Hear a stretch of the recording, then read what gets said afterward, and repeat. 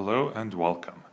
Firstly, I would like to apologize for not posting up videos recently. I have actually been moving premise and I do not have internet at the moment, so pretty much for the next 2 weeks or so it might be difficult getting videos up. But please bear with me, it's only a temporary problem at this stage. Now, what I would actually like to talk about today is Warhammer 40k Shadow War, the new pretty much kill team replacement from Games Workshop. What is exciting about this one is it takes us all the way back to 2nd edition with armor save modifiers, with movement stats, something that I pretty much only saw when I was still getting into the game. Remember, I started properly in 3rd ed, so already that changeover happened, but I was privy to a lot of the 2nd ed rules back then. And movement stats and armor save modifiers were still active in the 6th edition of the Warhammer Fantasy, which I started playing. So I'm quite familiar with these stats. And it's very, very interesting that we are now getting it in a new kill team type game. What I believe is this gives us a bit of insight into what 8th edition is. The rumor mill at the moment is that there are going to be armor save modifiers, there will be movement stats and all that. The issue I have with it is originally those stats were actually taken out to make the game faster, and now 7th ed is already so bloated that you'll easily go well over 2 hours for a 1650 point game, easy. Back then, like let's say around 3rd, 4th ed, a 1500 point game would run you 1.5 hours maximum. Somewhere between 1 and 1.5 hours. You should be able to get through the game. Nowadays, 2 hours minimum. And unless they drastically reduce some stuff, addition of armor save modifiers and movement stats, as currently stated, would probably increase the game time. But now, let's put that aside and actually look at Shadow War. Now, firstly, what interests me about Shadow War is a complete rewrite of the fluff. Armageddon was never a covert Shadow War type game. It was combat on a massive scale. It was the original, pretty much, if you would call it, apocalypse. So, in terms of Shadow War taking place on Armageddon, I'm kind of find that a little sketchy. Sure, little skirmishes and stuff did take place, but the majority of the conflict was actually far, far greater. So maybe the storyline itself is a little off, but I don't know. Let's see how they actually justify it properly. What is interesting is it also reminds me a lot of Necromunda back in the day. Now, I also collected Necromunda. Granted, I never actually had the proper minis. I had converted catechins.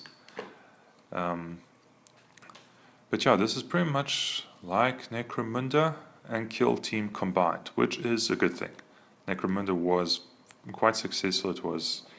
It actually still has a proper following, even though it's been a dead system for, I don't know how many years now since they discontinued specialist games. I might sound old, but to me it feels like 2-3 years ago. It could even be 10 years ago, probably, I don't know. Now, the rules itself seem to be pretty much hard cover all the time. If you're out of cover, you're going to have a very, very bad time. With all the armor save modifiers, pretty much guardsmen, you're on your own here. Space Marines, power armor, granted it's not really in this game. I believe Chaos Space Marines gets actual power armor. Normal Space Marines, they just get scouts, but still, it's going to be painful. So what you're going to want to do in the entire game is pretty much hard cover. It's all cover based, very, very similar to Infinity if you've played it. When you're out of cover, bad time. In cover, you might just survive. What actually interests me the most about this game seems to be its speed. It's going to be a game that you can take to the club Very, very fast-paced competitive game on the level of what I would say X-Wing is. So you're looking at between 30 to an hour long game. So it makes it very easy to carry the models around. You have 10, 15 models max. Very easy to get them up and running painted. Very low entry cost. You don't need to buy any of the codexes, nothing like that. And yeah, so it should actually bring some young blood into the game. 40k at the moment is very bloated. I remember when we started, a normal army was quite a bit smaller than now, and there's a problem Fantasy had as well. When Fantasy started, armies were smaller, and then with each edition, games got bigger and bigger and bigger, and by 8th ed, you couldn't really get into a game anymore. It would be a huge investment. Pretty much 40k now. Back in the day, normal, let's say 5 troop of Space Marines, Commander, Dread, 1 Rhino, whatever, that would be kind of your starting army, and it was actually quite cheap. These days already, that's, I don't know, that doesn't really even scratch the surface of the games anymore. So entry level itself is quite a bit lower, and that is a good thing. But overall, let's see how this thing pans out. There's quite a lot of support by the Warhammer community for this game, and it is a game that I'm looking to possibly start up. Granted, it's just alternate rules. I pretty much have all the teams anyway, so just dust them off and put them on the tabletop. I have plenty of terrain, so when the mates come over, we can play. And it might actually be a nice 40k competitive rule set alternative. So when you're going to tournaments, instead of those 2-3 hour long games where you might get 2 or 3 games in a day, you might get maybe 5-6 of these in a day for a tournament. So you can run 1-day tournaments instead of 2-day tournaments, and like I said, it might be easier for a lot of more people to get into, which is always a good thing for any war game. The more components you have, the more varied the armies, the more fun you have, and yeah, so from that point, I think this was very interesting. My only gripe with it, again, is it's set in Armageddon, which makes no sense to me whatsoever as a skirmish-based game. Yes, Armageddon did have plenty of huge hives with lots of dark corners and so forth, but so the majority of Imperial worlds, and story-wise would have probably been better if it took place somewhere else.